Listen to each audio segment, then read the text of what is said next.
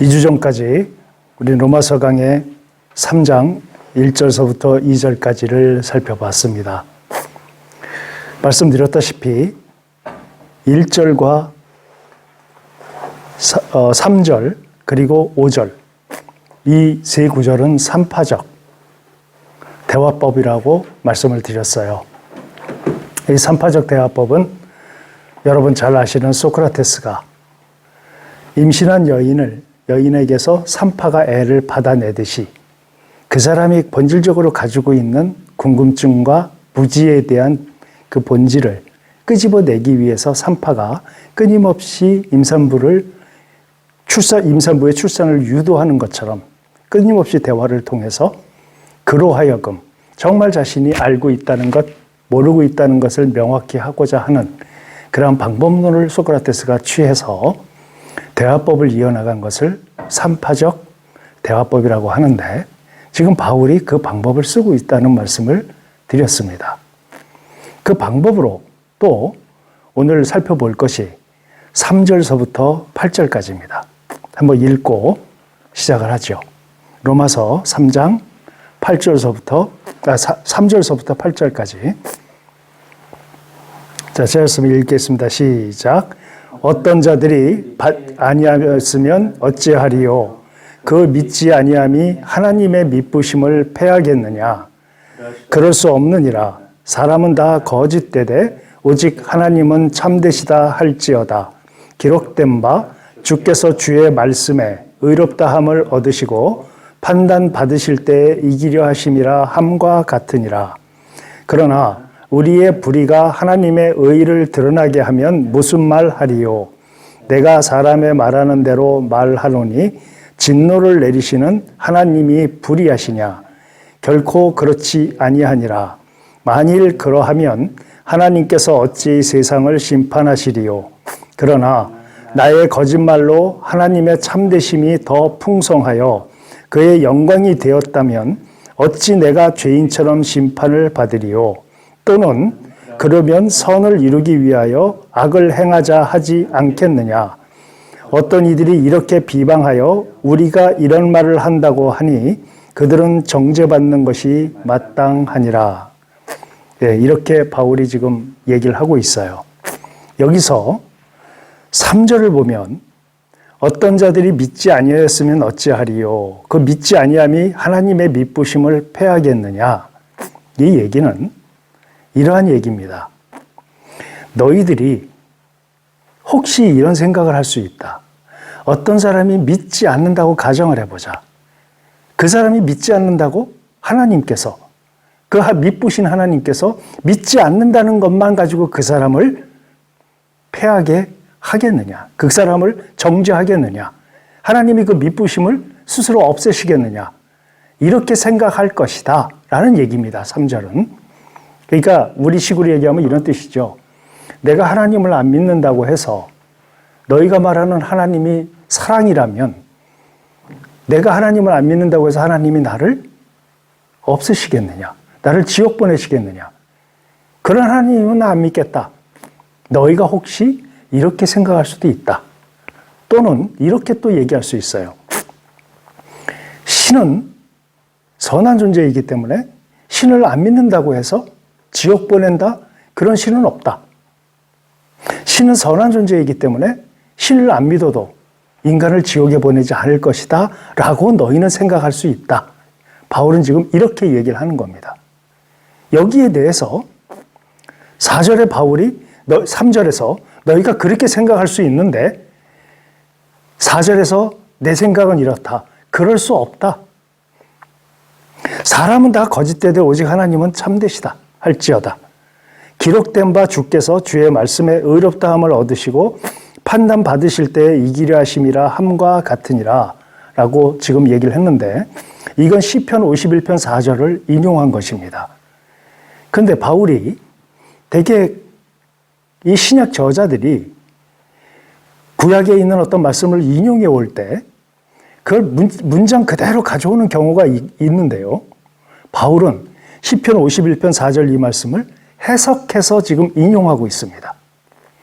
한번 시편 51편 4절을 찾아서 한번 읽어보겠습니다. 시편 51편 4절.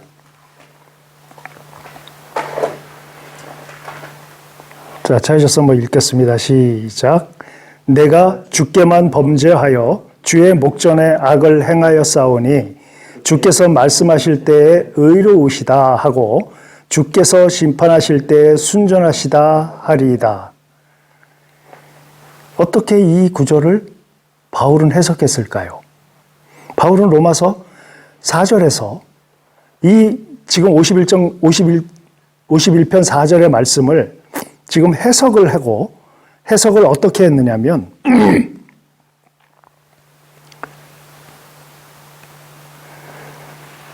기록된 바 주께서 주의 말씀에 의롭다함을 얻으시고 판단받으실 때에 이기려 하심이라 함과 같으니라.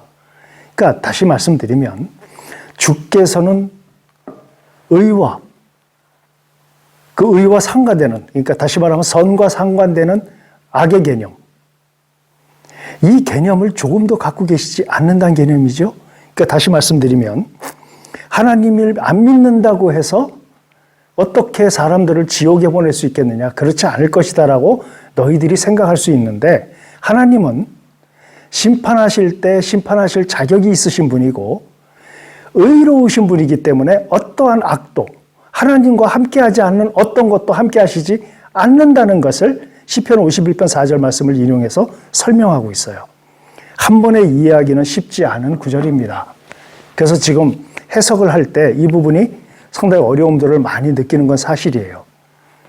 우리 이 시대에도 하나님이 미쁘시고 신이라고 하는 존재가 선하다면 어떻게 지옥에 보낼 수 있냐? 다 자기를 안 믿는다고 해서. 이런 관점을 많이들 생각하거든요. 여기서 우리는 생각을 해야 합니다. 조금 이따 다시 한번 동일한 선상에서 얘기를 살펴본 다음에 이 오늘 본문에서 말씀하시는 바울이 얘기하는 하나님에 대해서 또 악과 선에 대해서 한번 생각을 깊게 해보겠습니다. 5절 읽어볼까요? 5절에 보면 그러나 우리 불의가 하나님의 의를 드러나게 하면 무슨 말 하리요? 내가 사람의 말하는 대로 말하노니 진노를 내리시는 하나님이 불의하시냐? 여기서 5절에서 그러나 우리 불의가 하나님의 의를 드러나게 하면 무슨 말 하리요? 이 얘기는 바울의 얘기가 아닙니다. 이것도 산파적 기술적으로 바울이 얘기하는 것이에요. 사람들은 이렇게 얘기합니다. 내가 동기와 방법이 불이했지만 이게 하나님께 득이 된다면 내가 무슨 질책을 받겠느냐, 이런 뜻이에요. 너희들이 그렇게 생각할 수 있다는 뜻이에요. 그러니까 우리가 가끔 이런 얘기를 합니다. 불의한 동기와 불의한 방법을 통해서 어떤 일을 했는데 이게 우연히 하나님께 득이 되는 것처럼 느껴져요. 그러면 이것은 내가 불의한 동기와 불의한 방법으로 시작을 했지만 결과적으로 좋은 결과가 나왔으니까 이것은 내가 하나님으로부터 정죄받지 않는다라고 너희는 생각할 것이다, 이런 뜻이에요. 내가 사람의 말하는 대로 말하노니, 그 다음에 바울이 얘기합니다. 진노를 내리시는 하나님이 불의하시냐? 하나님은 불의하지 않으시다는 거예요. 그러니까 하나님은 불의하시지 않다는 얘기를 6절에서 결코 그렇지 아니하니라. 만일 그러하면 하나님께서 어찌 세상을 심판하시리요? 하나님이 불의한 동기와 불의한 과정을 통해서 하나님이 뭔가 이득을 보셨다고. 그러니까 불의한 동기와 과정을 하나님이 눈 감는다? 이런 하나님이면 어떻게 하나님이 세상을 심판하시겠느냐? 이런 뜻입니다. 7절에서도 그러나 나의 거짓말로 하나님의 참되심이 더 풍성하여 그의 영광이 되었다면 어찌 내가 죄인처럼 심판을 받으리요라고 너희들은 생각할 것이다. 이런 뜻이에요. 그래서 바울은 8절에서 이렇게 얘기합니다. 또한 그러면 선을 이루기 위하여 악을 행하자 하지 않겠느냐? 거짓말로 하나님의 참되심이 더 드러났다면 사람들은 바울은 이렇게 얘기하죠. 선을 이루기 위하여 악을 더욱 행하자라고 하지 않겠느냐, 이런 뜻이죠. 어떤 이들이 이렇게 비방하여 우리가 이런 말을 한다고 하니 그들은 정죄받는 것이 마땅하니라. 많은 사람들이 거짓말을 통해서 하나님의 참되심이 드러난다면 동기가 순수하지 못한 것으로 하나님의 참되심이 드러난다면 거짓말해도 된다라고 사람들이 우리가 그렇게 얘기한다고 하니 우린 그렇지 않다라고 바울이 얘기를 하는 것이에요. 지금 3절에서 8절까지는 두 개의 선명한 대상이 나옵니다. 하나님의 의로우심과 불의, 이 두 가지가 나와요. 바울은 이 두 가지를 지금 하나님의 입장에서 불의를 어떻게 생각하시는가에 대한 관점을 지금 바울은 얘기를 하고 있습니다. 여기서 우리는 이런 생각을 할 수가 있어요. 하나님이 선하시고 하나님은 사랑이시고 하나님은 완전한 존재이신데 왜 이 세상은 불의가 존재할까요? 하나님께서 완전하신 존재이고 사람들을 사랑하시고 세상을 사랑하시는데 왜 악이 존재할까요? 동일한 얘기입니다. 이런 질문 참 많이 받았습니다. 왜 세상에는 악이 존재할까요? 신이 계신데. 우리들도 역시, 저 역시도 예수님을 믿고 나서 끊임없이 했던 질문이고 또 캠퍼스 사역을 하면서 또 교회 사역을 하면서 또 직장 사역을 하면서 저의 사역 인생 가운데 참 많이 받았던 질문입니다. 왜 이 세상에 악이 존재하는가? 이 질문이에요. 여러분은 그런 생각 안 해보셨습니까? 세상에 악이 존재한다. 존재하지 않습니까? 만약에 하나님이 이 땅에 하나님이 관여하시고 하나님이 이 땅에 크리스찬들을 모아서 함께 가고 계시다면 이 세상의 악을 완전히 없애실 수도 있는 분이 아닐까요? 그분은 전지전능하신 분이니까요. 그래서 크리스찬들이 살기에 좋은 낙원으로 이 지구 전체를 그렇게 만드실 수 있는 분인데도 임에도 불구하고 이 세상은 여전히 악이 존재합니다. 그래서 그런 질문들을 갖게 되죠. 본질적으로 기독교인들이 갖고 있는 의문 중에 아주 큰 주제이며 영원히 하나님을 모르면 하나님의 본질을 이해하지 못하면 영원히 가져갈 수밖에 없는 의문입니다. 많은 시간을 들여서 설명을 해야 되는 주제이긴 하지만 우리는 오늘 간단하게 한번 생각해 볼 수 있는 동기, 모티브를 여러분하고 함께 나눠보고자 합니다. 악이 왜 존재하느냐? 대개 이렇게 생각을 하죠. 이 세상에는 사람들이 갖고 있는 신관이 두 가지가 있습니다.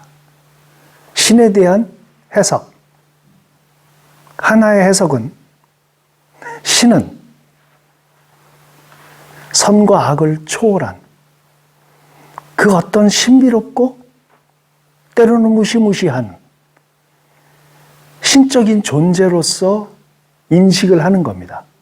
인간과는 뭔가 범접할 수 없는 어떤 영역에 존재하는 그런 신비롭고 선과 악이고 모든 걸 초월한 완전한 완전체로서의 신, 그런 신관이 있는가 하면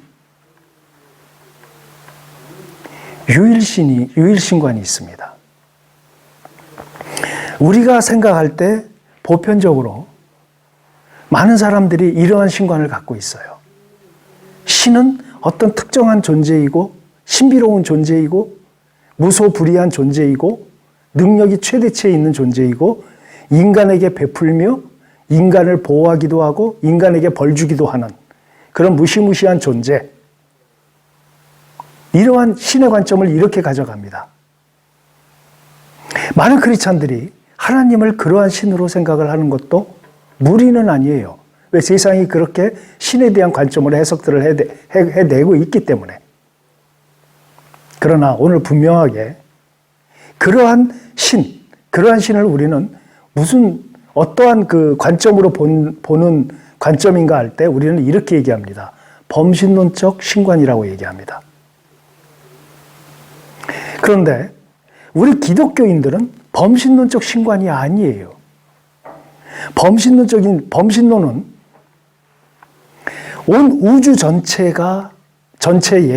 온 우주 전체를 운영하는 그 자체적 능력이 신으로 보는 겁니다. 온 우주 속에는 자연도 포함이 되겠지요. 자연 그 자체가 우리가 흔히 얘기할 때 인위적 힘을 가하지 않고 인위적 방법론을 가하지 않음에도 불구하고 온 우주가 포함한 모든 자연은 자체적으로 운영이 됩니다. 스스로 생명을 탄생시키기도 하고 자기를 보존시키기도 하고 수많은 세월이 흘러도 사람의 힘을 가하지 않아도 자연은 계절은 바뀌고 해는 떠오르며 달도 떠오릅니다. 조수간만의 차이가 있고 공기의 흐름이 있어요. 계절에 따라서 태풍이 오기도 하고 쓰나미가 오기도 합니다. 자연 자체가 그러한 것들을 운영하는 그 자체가 바로 신적인 힘이 있다는 존재로 생각을 하는 겁니다. 그게 신이에요. 범신론은. 기독교인의 신은 존재하는 신입니다. 기독교의 신은 인간의 삶에 직접 관여하는 신이에요. 인간의 내면에 갖고 있는 심리, 그 사람의 행동, 모든 것들을 관여하는 신이에요. 다릅니다. 그걸 갖다가 우리 기독교는 유일신관이라고 합니다. 범신론과 기독교의 신은 이러한 극명한 차이가 있는 겁니다. 이러한 상황 속에서 범신론적 신관을 갖고 있는 사람들은 이 땅의 죄, 악, 선 이런 것들이 다 개체가 돼버려요. 선과 악도 하나가 돼버립니다. 그냥 존재하는 것이에요. 그냥 존재하는 것을 당연시하는 것이에요. 이 세상은 신이 그것들을 존재케 하는 것입니다. 그 자체도 신이 운영하는 것이에요. 그게 범신론이에요. 그러니까 다시 말씀드리면 이 세상에 악이 존재하고 이 세상에 선이 존재하고 하는 모든 것들 그 자체적으로 운영을 자체적인 힘으로 해가는 겁니다. 그래서 예전에 아주 유명한 한국의 유명한 스님이 신년 인사를 통해서 신문에 낸 적이 있습니다. 사탄이여 어서 오시옵소서. 제목이 그렇게 나왔어요. 그러니까 본래 내용은 원래 사탄도 없고 신도 없는데 인간들의 필요에 의해서 사탄도 만들어내고 신도 만들어낸다는 것이에요. 아무것도 없다는 것입니다. 그냥 이 세상에는 인간의 욕망과 인간의 그런 어떤 욕망에 의한 결과 이런 것이 자연스럽게 이 세상에 존재하는 것이에요. 힘센 동물이 약한 동물을 잡아먹고 사람은 필요에 따라서 자기의 필요에 따라서 그 영역을 발전시키고 동물도 마찬가지고 식물도 마찬가지고 비슷하죠? 진화론과 이런 여러 가지 것들이 다 범신론적 사고에서 나오는 겁니다. 그러니까 예전에 데미안에 대한 얘기를 나눈 적이 있었죠. 데미안이 싱클레어에게 얘기한 게 기억나십니까? 사람은 다 아래 갇혀 있다. 아래에서 깨어 나와야 한다. 그리고 그 아래에서 깨어 나와서 날개를 달고 우리는 어디로 날아가야 한다. 우리는 신을 향해서 날아가야 한다. 그 신의 이름은 아브락사스다. 기억나십니까? 아브락사스가 뭐죠? 이건 힌두교에서 얘기하는 신 중에 하나예요. 그 아브락사스는 선과 악을 동시에 가지고 있는 신입니다. 선과 악을 동시에 가지고 있는 그 신에게 인간은 가야 한다. 그래야 모든 것이 해결이 된다. 이런 관점이었어요. 이게 범신론의 아주 전형적인 예입니다. 우리는 우리의 삶 속에서 그냥 악도 있는 거고 선도 있는 거고 어쩔 수 없지, 이런 세계 속에서 내가 살고 있는데 벗어날 수 있나? 이러한 관점을 갖게 만드는 아주 무서운 신관입니다. 그게 범신론이에요. 어쩌면 우리 기독교인들도 이거를 당연시하는, 너무나 자신의 힘이 나약하기 때문에 이거는 내가 어쩔 수 없다라고 하는 생각을 갖게 만드는, 자연스럽게 그렇게 침잠하게 만드는 이론 중에 하나가 범신론입니다. 기독교는 아니죠. 그리고 또 이렇게 생각하는 분들이 계세요. 이 세상에 악이 있다. 선도 있다. 선한 신은 하나님이시고 악한 신은 사탄이다. 하나님께서 사탄과 전쟁을 하고 계시다. 하나님께서 계획을 짜고 작전을 짜고 하나님의 사람들을 모아서 사탄하고 어떻게 대적할지를 하나님이 전략을 짜시고 노심초사하시고 그 전쟁에 임하신다. 우리는 지금 하나님과 사탄의 전쟁 가운데 있다. 이러한 생각을 갖고 있습니다. 갖고 있는 경우가 많아요. 이걸 우리는 이렇게 표현을 합니다. 이원론이라고 표현합니다. 세상에는 하나님이 계시고 사탄이 있다. 선이 있고 악이 있다. 그래서 하나님께서는 이 사탄과 전쟁을 하신다. 이 이원론적 사고로 간단하게 표현합니다. 이원론적 사고로 침잠해 있는 기독교인들이 많이 있어요. 그렇습니까? 하나님은 지금 사탄과 전쟁 중이십니까? 사탄이 대등한 전력을 가지고 하나님의 나라와 지금 싸우고 있는 겁니까?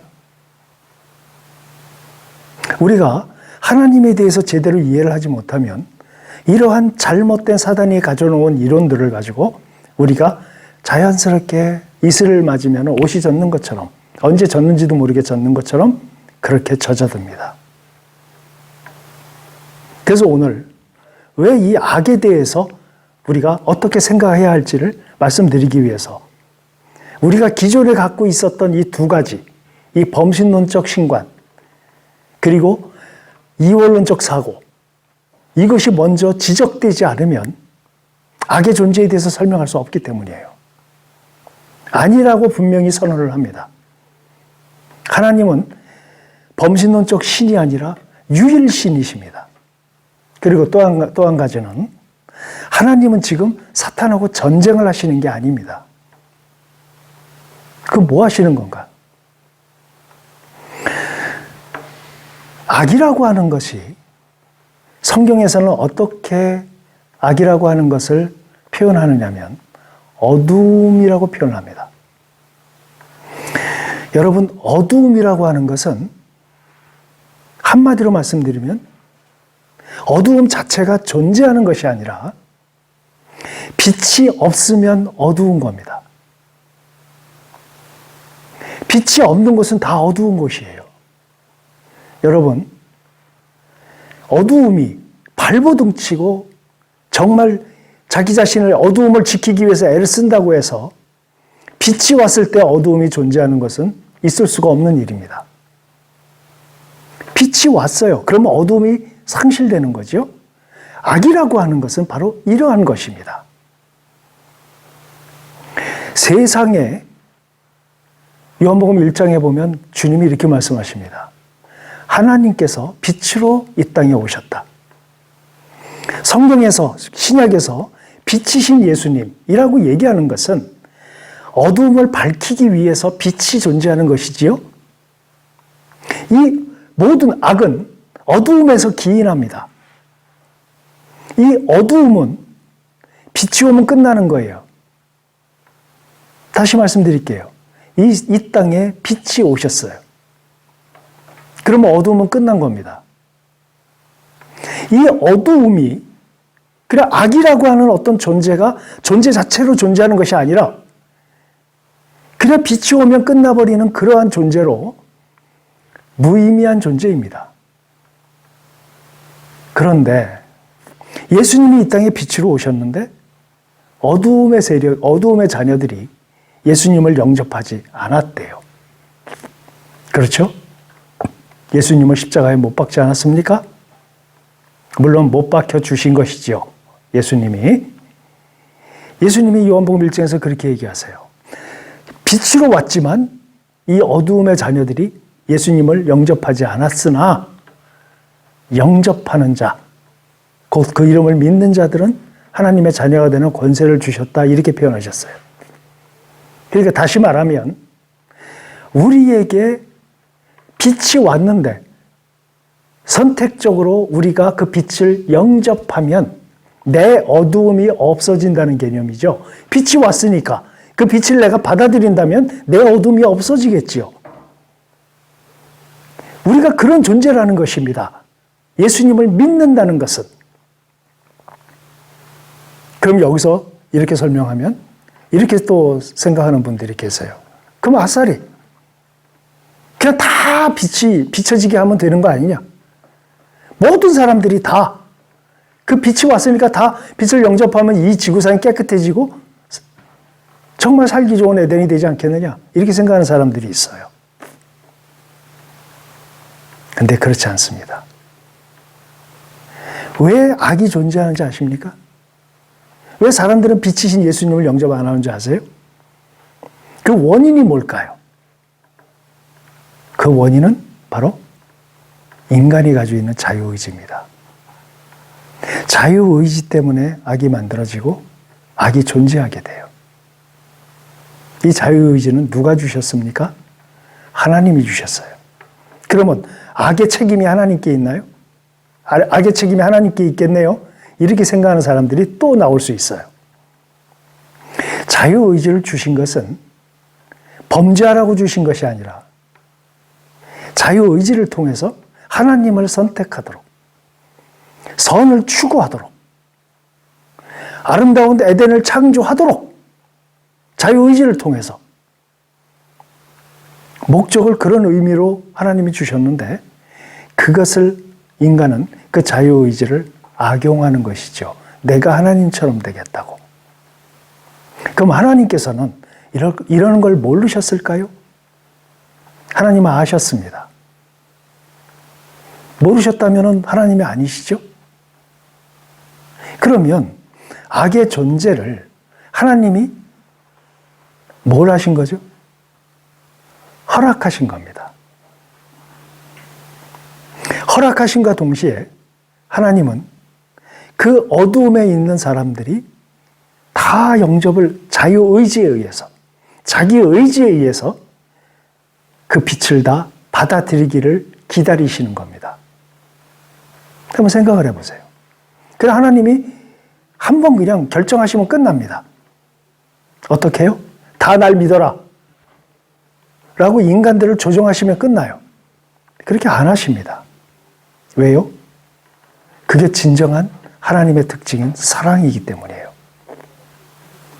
하나님께서 어떤 피조물을 만드신다는 것은 그 피조물에게 만들었을 때 우리는 목적을 가지고 만듭니다. 예를 들어서 우리가 의자를 만든다면 앉기 위해서 만드는 거예요. 우리가 시계를 만든다면 시간을 알기 위해서 만드는 겁니다. 인간을 만드신 목적이 있어요. 그 목적대로 인간은 하나님의 목적대로 되어져야 하는 존재들입니다. 그런데 내가 시계를 만들었어요. 만드는데 시계를 너무 사랑합니다. 그래서 시계에게 권한을 부여합니다. 너는 나에게 시간을 보여주도록 내가 목적을 가지고 창조했다. 그런데 내가 너에게 자유의지를 주겠다. 그러니까 너는 나에게 시간을 알려줄 수도 있고 안 알려줄 수도 있다. 그러나 너의 의지로 나에게 시간을 알려주면 좋겠다. 라는 관점으로 상상을 한번 해보세요. 말이 됩니까? 시계는 뭐가 없습니까?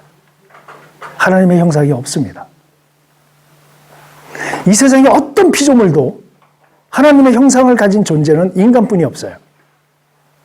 하나님은 자유, 하나님은 선, 하나님은 의지, 하나님은 주체, 이걸 다 가지고 계신 분입니다.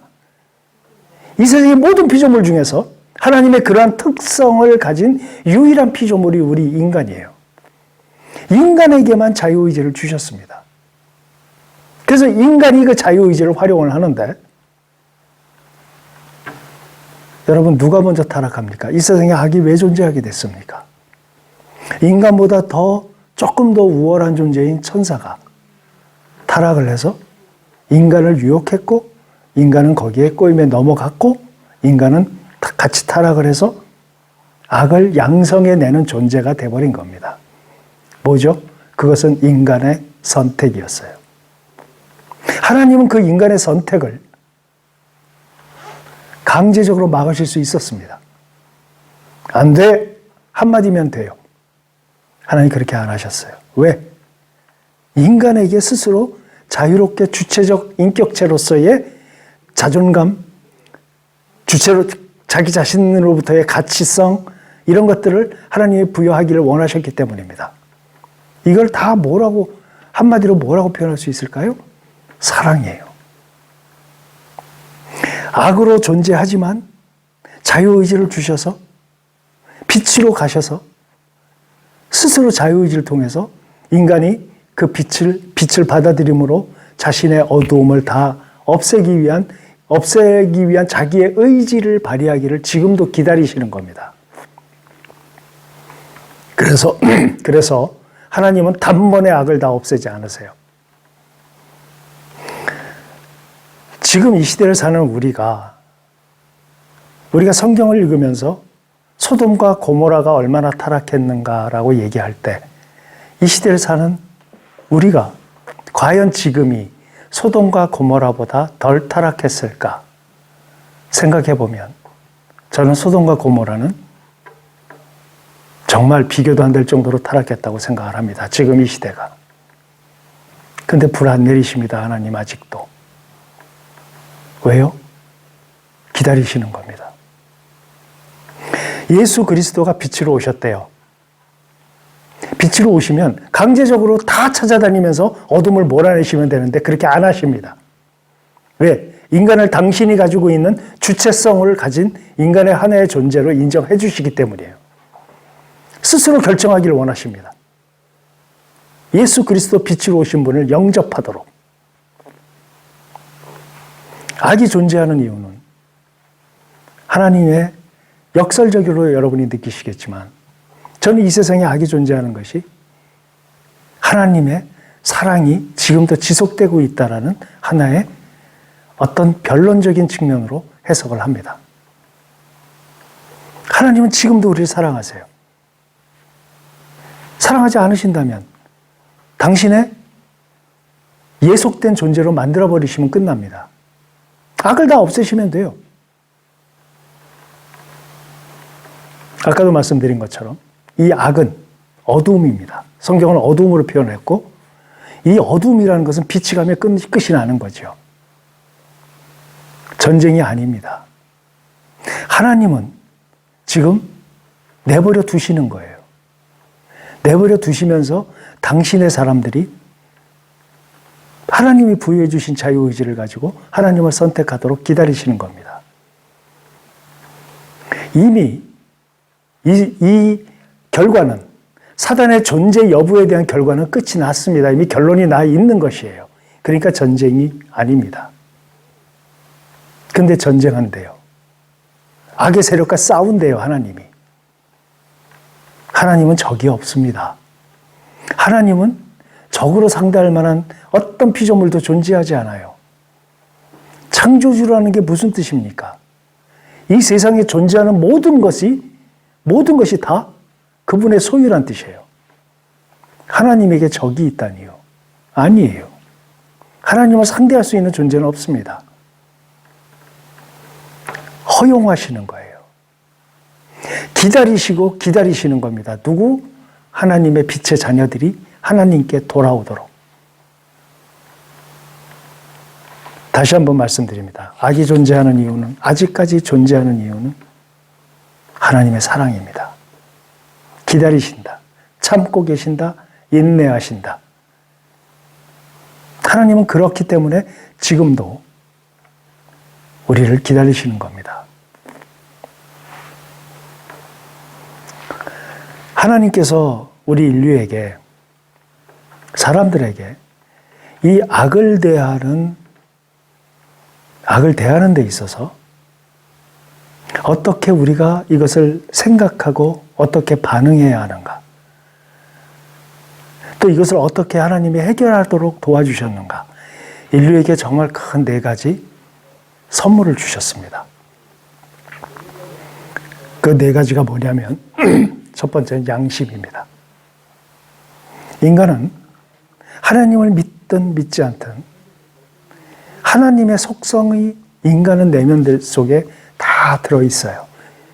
그것이 양심입니다. 성경은 몰라도 옳은 것을 추구하고자 하는 욕구가 있습니다. 그 욕구도 있지만 악에게 지죠. 빛으로 드러나기보다는 어두움 속에 있기를 더 선호합니다. 그게 인간이에요. 그러면서 동시에 하나님이 주신 이 선물 중에 하나가 이 양심인데, 이 양심은 끝없이 인간에게 정확하게 하나님을 지칭하지 않지만 하나님의 속성 가운데 선함, 깨끗함, 이러한 도덕성, 윤리성을 추구하는 존재로 하나님이 인간들에게 양심을 주신 것입니다. 이거는 다른 신을 믿든 안 믿든 무신론자든 유신론자든 누구나 다 공통적으로 가지고 있는 것이에요. 만약에 인간에게 양심이 없다면 우리는 세렝게티의 그 무서운 야수들, 동물들과 우리 인간들은 다를 바가 없을 겁니다. 하나님은 인류에게 이 양심을 주셨어요.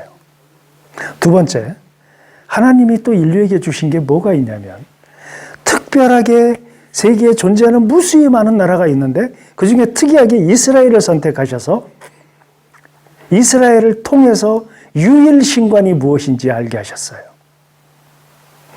여러분 아시다시피 유일신관을 가진 종교들이 있습니다. 가톨릭이 있고요.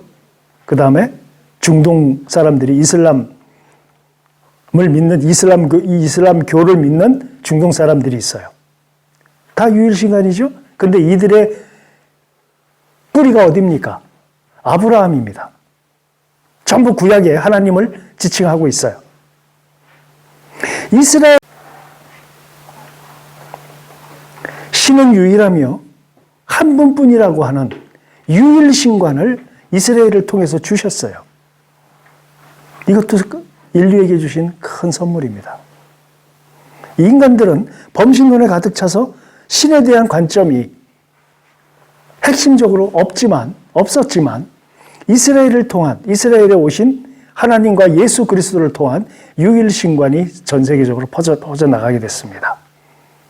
위대한 선물이라고 생각해요. 마지막으로, 마지막이 아니죠. 세 번째, 전 세계적으로 하나님은 모르지만 전 세계적으로 신화가 있습니다. 이 신화를 보면 신이 존재해요. 그 신은 무한대의 힘을 가지고 있습니다. 죽음도 그 신을 이겨요. 죽음도 그 신을 이기지 못합니다. 다시 말하면 무수히 많은 신화들이 존재하고 우리 성경과 유사한 신화들이 상당히 많습니다. 전 세계 사람들은 하나님은 모르지만 신적인 어떤 관점을 갖게 만들어 주셨다는 거예요. 그래서 바울이 여러분 아시다시피 아덴에서 선교할 때 수많은 사람들이 신을 참 신적인 어떤 사고와 신적인 삶을 가지고 살아가는 사람들을 보면서 너희들은 참 신적인 관심이 많다. 그런데 내가 알 수 없는 신이라고 써 있는 비석이 있었다고 했죠? 그 비석에 알 수 없는 신이 바로 누군지 내가 설명하겠다 하면서 예수 그리스도 하나님을 설명합니다. 그렇게 됐을 때 사람들은 신적인 어떤 정신이 이미 준비가 되어 있었기 때문에 거기에 유일신이신 하나님, 예수 그리스도를 설명을 하게 되면 그것들을 잘 받아들일 수 있는 관점으로 사람들에게 하나님이 미리 밭을 준비하시듯이 전 세계에게 신화를 허락하셨다. 이런 관점입니다. 마지막으로 하나님이 자신을 인간에게 주셨다는 거예요. 하나님 자신을. 이게 무슨 뜻일까요? 여러분, 기독교가 다른 종교와 다른 유일한 차이점이 뭔지 여러분 기억나십니까?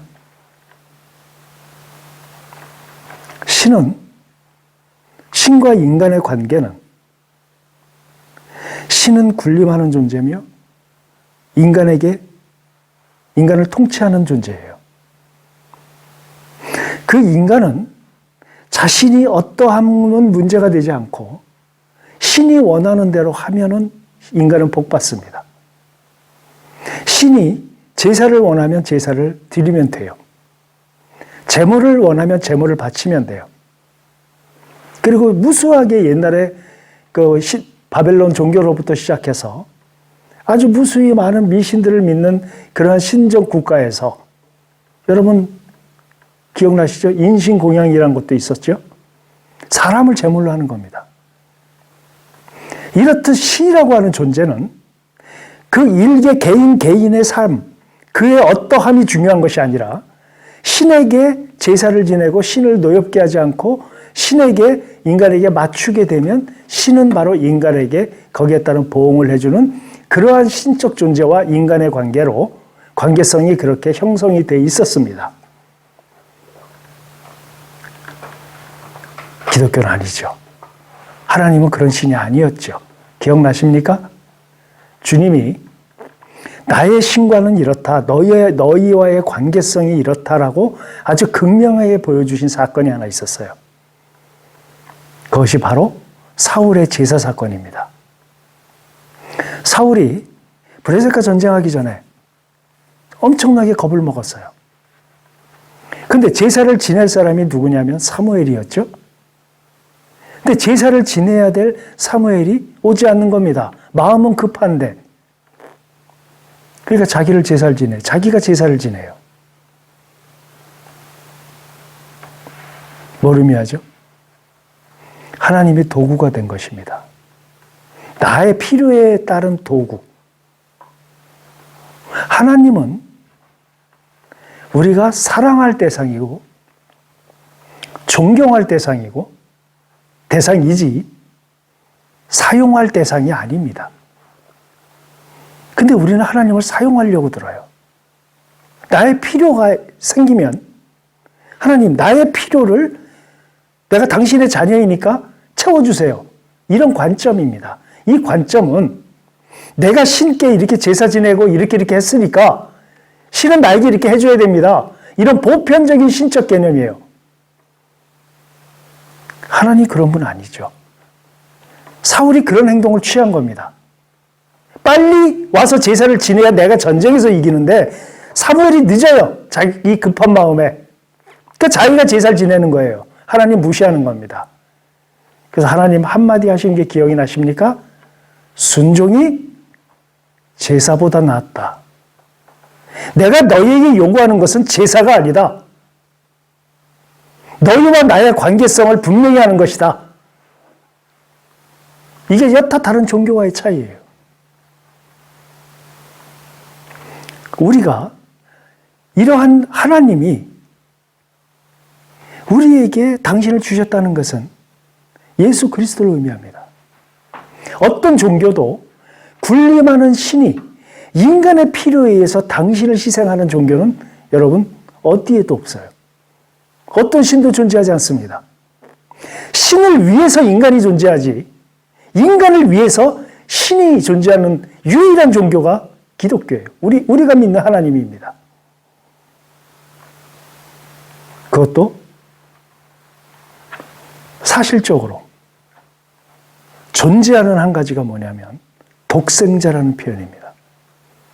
하나님의 유일한 가치라는 뜻이죠. 그 유일한 가치를 하나님이 포기하세요. 하나님께서 인류에게 주신 네 번째 선물입니다.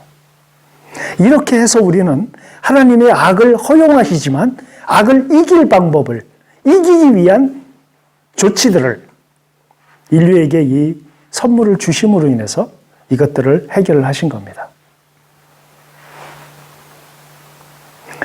여기서 바울이 지금 하나님이 악과 공존할 수 없음을 로마서 3장 3절에서 8절까지 우리가 읽었어요.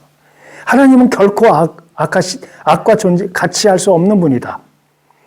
하나님이 부족하셔서 인간이 악을 통해서 나타내는 부산물을 통해서 하나님이 영광을 받으시냐? 아니라는 거예요. 하나님은 그런 존재가 아니라는 거죠. 우리는 분명한 신관을 가지고 있어야 되겠어요. 하나님은, 다시 말씀드릴게요. 기독교는 이원론이 아닙니다. 선한 신과 악한 신이 전쟁을 하는 그러한 이원론이 아니에요. 이미 악은 끝났습니다. 예수 그리스도 오심으로 십자가를 통해서 다 해결을 하셨어요. 왕으로 등극을 하신 위대한 사건입니다, 십자가는. 그래서 온 우주 만물에 존재하는 모든 질서를 다 창조대로 회복을 하신 사건이에요. 그 중에 우리 구원도 들어가 있겠죠? 자연 만물이 우리가 로마서에 살펴본 것처럼 앞으로 우리가 공부하겠지만 인간을 제외한 모든 피조물이 하나님의 자녀들이 회복되기를 기다린다는 표현을 해요, 바울이. 언제 그런 일이 벌어집니까? 인간을 제외한 모든 자연 만물이 하나님의 자녀들이 회복되기를 원한다? 그래야 우리가 회복된다는 걸 아는 것이죠. 그럼 우리는 어디로 가야 됩니까? 창세기 3장을 보면 그런 말씀이 있죠. 땅은 너로 인하여 저주를 받고. 과정과 동기가 불순한 것을 가지고 하나님께 영광을 돌린다. 바울은 얘기하는 겁니다. 하나님은 부족한 것이 없는 존재예요. 인간의 그 얄팍한 인간의 그 얄팍한 동기와 아주 안 좋은 동기와 과정을 통해서 하나님이 영광을 받는다? 있을 수 없다는 거예요. 하나님은 그러한 존재가 아니라고 지금 얘기를 하는 겁니다. 이러한 것들을 이기게 하기 위해서 하나님은 이미 인류에게 양심을 주셨고 이스라엘을 통한 유일신관을 하나님의 존재를 알려주셨으며 신화를 통해서 예수 그리스도를 받아들이고 이해하기 쉽도록 온 인류에게 신화를 허락하셨고 그 다음에 급기야는 예수 그리스도를 보내주셨습니다. 이제 성경적인 관점은 이 세상에 악은 하나님이 허용하시지만 이미 이긴 결과를 예수님의 십자가를 통해서 우리에게 보여주신 것입니다. 더 많은 얘기와 더 많은 논리로 접근해야 되겠지만 악에 대해서는 우리가 더 많이 로마서를 통해서 살펴볼 기회가 있을 거라고 생각을 합니다. 수고들 하셨습니다.